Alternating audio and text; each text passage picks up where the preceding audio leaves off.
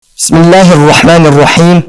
الحمد لله وصلى الله على نبيه ومصطفاه محمد وآله وصحبه ومقرئ القرآن مع محبه. Бүткүл аламды жараткан Аллах Таалага шексиз мактоолор болсун жана сүйүктүү пайгамбарыбыз Мухаммад саллаллаху алейхи ва салламга Аллахтын саламы жана рахматы болсун. Бүгүнкү сабагыбызда 10 кырааттын ичинен биринчи кырааттын имамы Нурдун Медина шаарынын тургуну 60 жыл бою сүйүктүү пайгамбарыбыз саллаллаху алейхи ва салламдын мечитине имам болгон жана 70 жылдан ашуун Нурдун Медина шаарында бул үммөткө Курандан сабак берген каарлардын устазы имам Нафи рахматуллахи алейхинин өмүр баяны менен таанышып өтөбүз.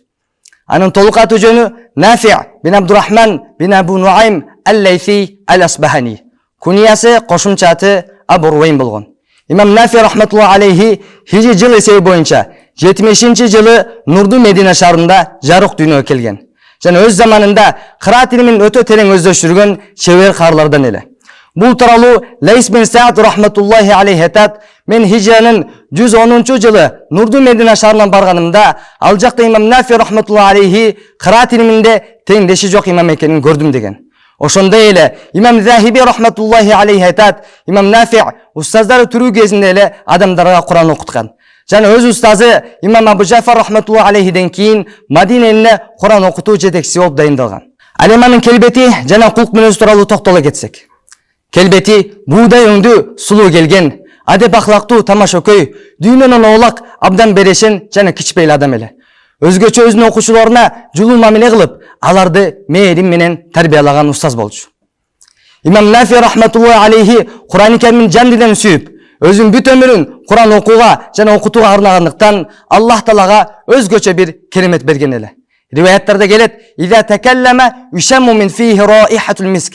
Качан ал сүйлөгөндө оозунан өзгөчө бир жыпар-жыт чыгып турат эле. Адамдар таң калып: "Устаз, сиз Куран окуткан сайын атыр себинесизби?" деп сураганда, имам Нафи рахматуллахи алейхи айтат: "Жок, мен такыр атыр себинбейм. Бирок бир жолу түшүмдө сүйүктүү пайгамбарыбыз саллаллаху алейхи ва саллам оозума Куран окуп жаткан экен.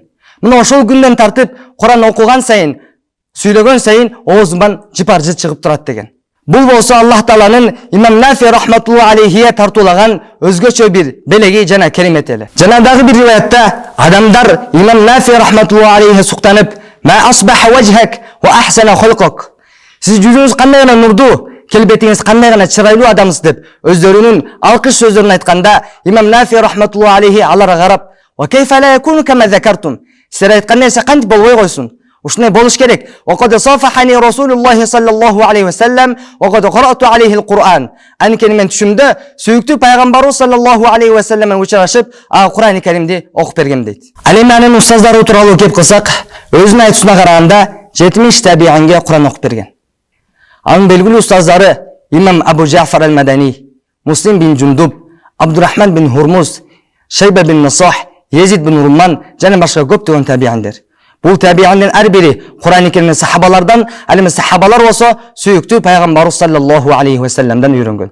Ошондой эле анын окуучулары абдан көп эле. Анын белгилүү окуучулары Малики мазхабынын башчысы имам Малик рахматуллахи алейхи, 3-чү кырааттын имамы имам Абу Амр ал-Басри, имам Калун, имам Варш, Лайс бин Саад жана башка көптөгөн адамдар имам Нафи рахматуллахи алейхиге Куран-ы Карим окуп беришкен.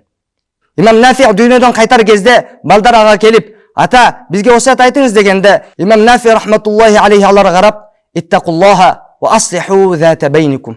Аллахтан коркула жана өз ара мамилеңерди жакшырткыла деген өзүнүн акыркы осуятын айткан.